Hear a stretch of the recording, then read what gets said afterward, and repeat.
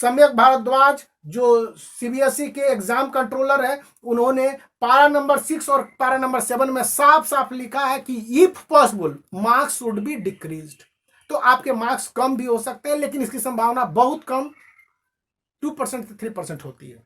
CBSE के मेरे प्यारे बच्चों, यदि आप यह सोचते हैं कि आपके साथ 2020 के बोर्ड रिजल्ट में चाहे क्लास 12th का हो या क्लास 10th का किसी तरह की इनजस्टिस हुई है, तो आप रीवैल्यूएशन प्रोसेस के लिए जा सकते हैं। कंपार्टमेंट एग्जाम अभी होने के डेट निकलने हैं, लेकिन रीवैल्यूएशन प्रोसेस से यह कंफर्म हो जाएगा कि आपकी कॉपी में कितने मार्क्स मिले और आप कितने मार्क्स को एक्सपेक्ट करते हैं। यदि आपकी कॉपी की गलत चेकिंग हुई, हार्ड चेकिंग हुई, हार्श चेकिंग हुई, तो आप उसको चैलेंज करके अपने मार्क्स को इंप्रूव करवा सकते हैं। यह 100% परफेक्ट और ट्रस्टेड प्रोसेस है। इसके 3 स्टेप्स होते हैं। पहला होता है वेरिफिकेशन ऑफ मार्क्स, दूसरा होता है obtaining photocopy of the evaluated answer sheet या आंसर बुक, और थर्ड होता है रीवैल्यूएशन ऑफ मार्क्स। सबसे पहले वेरिफिकेशन ऑफ मार्क्स के लिए क्लास 10th और क्लास 12th के स्टूडेंट को 500 रुपये पे करना होता है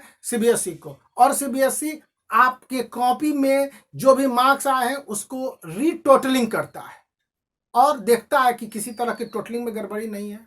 इसके बाद अगर स्टूडेंट अनसेटिस्फाइड होता है तो वह अपने चेक हुए बोर्ड एग्जामिनेशन के कॉपी का फोटोस्टेट प्राप्त कर सकता है। इसके लिए क्लास 12th के स्टूडेंट को 700 और क्लास 10th के स्टूडेंट को 500 पे करना होगा। इसके साथ आपको जो कॉपी चेक हुई है उसके क्वेश्चन पेपर और मार्किंग स्कीम दोनों दिए जाते हैं, ताकि स्टूडेंट वेरीफाई कर ले कि उनके क्वेश्चन पेपर को किन मार्किंग स्कीम के आधार पर चेक हुई और उनके मार्क्स गलत तो नहीं चेक हुए।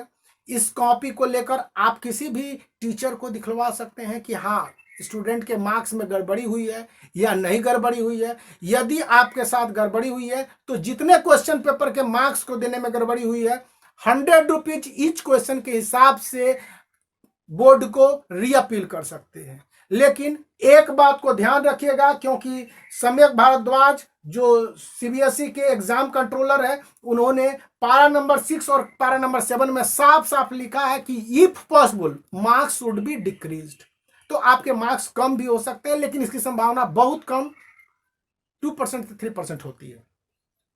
अब है कि जब आपके मार्क्स वेरीफाई होते हैं और पाया जाएगा कि रीवैल्यूएशन ऑफ मार्क्स यानी क्वेश्चन पेपर के चेक होने के बाद आपके द्वारा बताए गए क्वेश्चन के रीचेकिंग में गड़बड़ी पाई जाती है आपको मार्क्स अवार्ड करने में, तो आपको पर्याप्त मार्क्स दिए जाएंगे। और इसी के साथ उस इवैल्यूएटर जिसका नाम पता आपको नहीं मालूम होगा, सीबीएसई पनिश करेगी।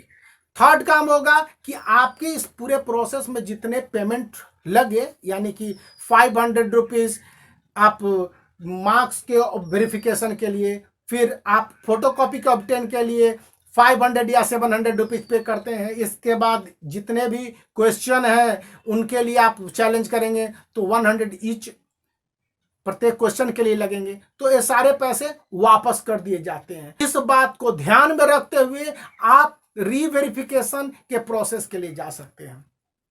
अब रही बात कि कंपार्टमेंट के एग्जामिनेशन के लिए, तो कंपार्टमेंट के एग्जामिनेशन होने की पूरी संभावना है और यह अगस्त लास्ट तक होने की उम्मीद है। हालांकि सिचुएशन थोड़े से उथल पुथल वाले कोविड-19 के हैं, लेकिन जैसा कि स्रोत कहते हैं कि नीट और जेईई जैसे इंपॉर्टेंट कॉम्पिटिटिव एग्जाम से पहले इन एग्जामिनेशन को करवा लेना जरूरी है, क्योंकि इन बच्चों के माइंड काफी प्रभावित हुए हैं और इनके वरीनेस के कारण ही बहुत सारे स्टूडेंट अपने एबनॉर्मल सिचुएशन को प्राप्त कर रहे हैं। उन बच्चों के साथ जस्टिफिकेशन होना चाहिए। गवर्नमेंट ऑफ इंडिया भी इसके फेवर में है कि अगस्त सीबीएसई क्लास 10th और क्लास 12th के कंपार्टमेंट के एग्जामिनेशन हो जाने चाहिए। इस विषय पर डेट आपको बहुत जल्दी नोटिफाई कर दिया जाएगा। अभी तक के लिए यही न्यूज है और आप इस तरह से आगे बढ़ेंगे तो आपके मार्क्स बढ़ने की उम्मीद बढ़ जाएंगे। Make the black thumb blue and subscribe the channel for such more authentic information.